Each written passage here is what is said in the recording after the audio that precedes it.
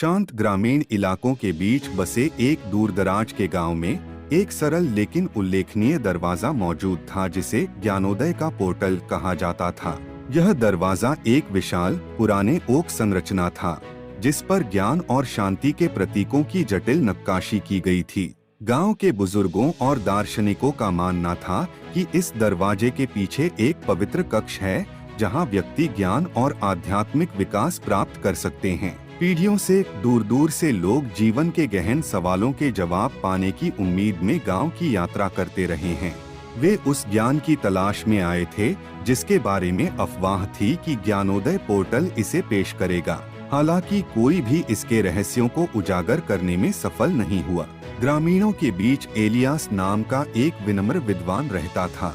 इलियास ने अपना जीवन प्राचीन ग्रंथों और अपने पूर्वजों के दर्शन का अध्ययन करने के लिए समर्पित कर दिया था। उनका मानना था कि दरवाजा खोलने की कुंजी पाशविक शक्ति या जटिल अनुष्ठानों में नहीं बल्कि मानव आत्मा की प्रकृति को समझने में निहित है। एक दिन जैसे ही सूरज ने गांव पर अपनी गर्म चमक बिखेरी, एलियास ज्ञानोदय के पोर्टल के सामने खड़ा हो गया। उसने गांव वालों को इकट्ठा किया था और वे सांस रोककर देखते रहे।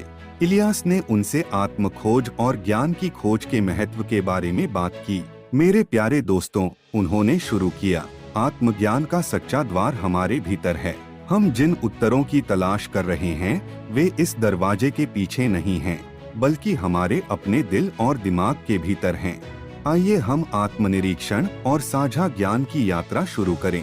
साथ में हम अपने भीतर का दरवाजा खोल सकते हैं। एलियास के शब्दों से प्रेरित होकर ग्रामीणों ने आत्मखोज और चिंतन की एक सामूहिक यात्रा शुरू की।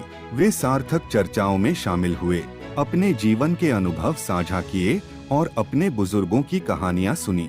उन्होंने एक दूसरे से सीखा और जैसे जैसे उन्होंने सीखा, गांव में बदलाव आना शुरू हो गया।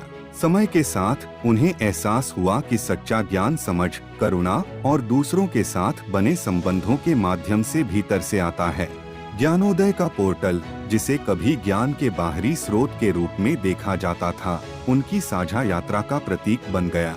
हालांकि दरवाजा बंद ही रहा, लेकिन उसमें अब पहले जैसा आकर्षण नहीं रहा। ग्रामीणों को पता चल गया था कि आत्मज्ञान की कुंजी किसी भौतिक दरवाजे के पीछे नहीं, बल्कि उनके और उनके साझा अनुभवों के भीतर है।